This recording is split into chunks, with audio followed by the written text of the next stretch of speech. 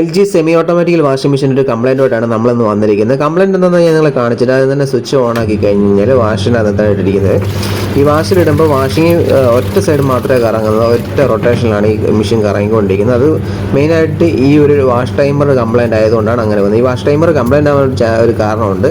എന്താണെന്ന് വെച്ച് കഴിഞ്ഞാൽ ഈ ടൈമർ നമ്മൾ വാഷിലിട്ട് കഴിഞ്ഞ് കഴിഞ്ഞാൽ വാഷിങ് മതിയെന്ന് തോന്നി കഴിയുമ്പോൾ തിരിച്ച് ഓപ്പോസിറ്റ് നമ്മളിത് തിരിക്കുമ്പോൾ അത് കംപ്ലൈൻറ്റ് ആവാനുള്ള ചാൻസ് വളരെ കൂടുതലുണ്ട്. ഒരിക്കലും അങ്ങനെ ചെയ്യാൻ പാടില്ല. അപ്പോൾ അത് വളരെയധികം ശ്രദ്ധിച്ച് വേണം ആ സ്വിച്ച് നമ്മൾ വർക്ക് ചെയ്തെടുക്കാൻ. അല്ലെങ്കിൽ നമുക്ക് വാഷ് കഴിഞ്ഞെങ്കിൽ മതിയെങ്കിൽ നമ്മൾ ആ മെഷീൻ അങ്ങ് ഓഫ് ചെയ്തിട്ടാൽ മതി. സ്വിച്ച് അങ്ങ് ഓഫ് ചെയ്തിട്ട് തന്നെ ആ ടൈമർ അത് റൺ ചെയ്യിച്ച് അത് തന്നെ അങ്ങ് ഓഫായി പോയിക്കോളും. എന്തായാലും 2 സ്ക്രൂ നമുക്ക് അഴിച്ചെടുക്കണം, എന്നാലേ ടൈമർ അഴിക്കാൻ പറ്റുള്ളൂ. എന്തായാലും സ്ക്രൂ അഴിക്കാൻ ഇച്ചിരി ബുദ്ധിമുട്ടാണ്, തുരുമ്പെടുത്ത് മൊത്തം പോയിട്ടുണ്ട്. എന്തായാലും ഒരു ആക്സലറേറ്റർ വെച്ചിട്ട് നമുക്കത് കട്ട് ചെയ്തിട്ട് നമുക്കത് മൈനസ് ആക്കിയിട്ട് നമുക്ക് എടുക്കാം.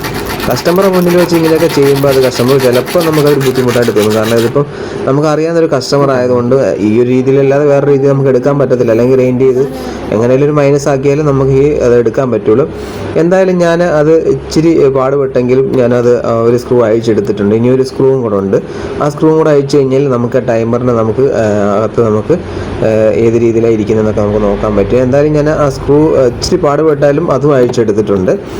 ഓക്കെ, എന്തായാലും സെറ്റായിട്ടുണ്ട്. അപ്പം ഇനി ഞാൻ കാണിച്ചു തരാം ടൈമർ ഏത് ഭാഗത്താണ് ഇരിക്കുന്നത്. ഈ ഭാഗത്താണ് ടൈമർ ഇരിക്കുന്നത്.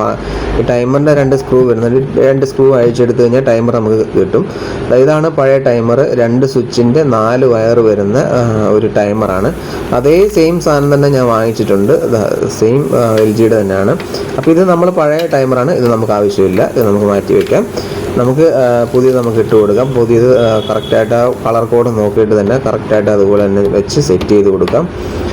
നമുക്ക് ഈ പറഞ്ഞ പോലെ ടൈമറിൻ്റെ നോബ് തിരിക്കുമ്പം വളരെ ശ്രദ്ധിക്കണം. ആവശ്യമില്ലെങ്കിൽ സ്വിച്ച് അങ്ങ് ഓഫ് ചെയ്താൽ മതി, ഒരിക്കലും അത് ഓപ്പോസിറ്റ് സൈഡ് തിരിക്കരുത്. അപ്പോൾ ഞാൻ എന്തായാലും വയറിംഗ് ഒക്കെ കറക്റ്റായിട്ട് നല്ല പക്കായിട്ട് കളർ കോഡ് നോക്കി സെറ്റ് ചെയ്ത് ഞാൻ വെക്കുന്നുണ്ട്. 2 സ്ക്രൂ ഉണ്ട്, അത് നല്ല വൃത്തിയായിട്ട് തന്നെ ടൈറ്റ് ചെയ്ത് വെക്കണം. ഇനിയൊന്ന് സർവീസ് ചെയ്യേണ്ടതായിട്ടുണ്ട്. ഫുള്ള് ചെളിയും അഴുക്കൊക്കെ ഉണ്ട്. അതെല്ലാം നല്ല വൃത്തിയായിട്ട് തന്നെ ഒന്ന് ബ്രഷ് കൊണ്ടൊന്ന് നീറ്റ് ആൻഡ് ക്ലീൻ ആക്കി കൊടുക്കാം. അതിനുശേഷം നമുക്ക് ഇനി ചെക്ക് ചെയ്യേണ്ടതായിട്ടുണ്ട്. അതുപോലെ തന്നെ ഇത് തുരുമ്പെടുത്തിട്ടുണ്ട് ശകലം തന്നെ. അകത്തൊക്കെ ഇച്ചിരി വെള്ളമൊക്കെ വീഴുന്നുണ്ട്. അപ്പോൾ ഇതൊക്കെ ഉപയോഗിക്കുമ്പോൾ വളരെയധികം ശ്രദ്ധിക്കുക. ഇനി നമുക്കൊന്ന് ചെക്ക് ചെയ്ത് നോക്കാം. സ്വിച്ച് ഓൺ ആക്കി ഞാൻ വാഷിനകത്ത് ഞാൻ ഇടുകയാണ്. വാഷിനകത്ത് ഇടുമ്പോൾ നമുക്ക് കാണാം ഒരു സൈഡ് കറങ്ങുന്നുണ്ട്, തിരിച്ചും കറങ്ങുന്നുണ്ട്. അപ്പോൾ നമ്മുടെ വർക്ക് ഇവിടെ അടിപൊളിയായിട്ട് തന്നെ സെറ്റ് ആയതുകൊണ്ട്. അപ്പോൾ നമ്മുടെ വീഡിയോ ഇഷ്ടപ്പെട്ടെങ്കിൽ ലൈക്ക് ചെയ്യുക, ഷെയർ ചെയ്യുക, സബ്സ്ക്രൈബ് ചെയ്യുക. അപ്പോൾ പുതിയ വീഡിയോ ആയിട്ട് വീണ്ടും വരാം. അതുവരെ എല്ലാവർക്കും ഗുഡ് ബൈ. Thank you.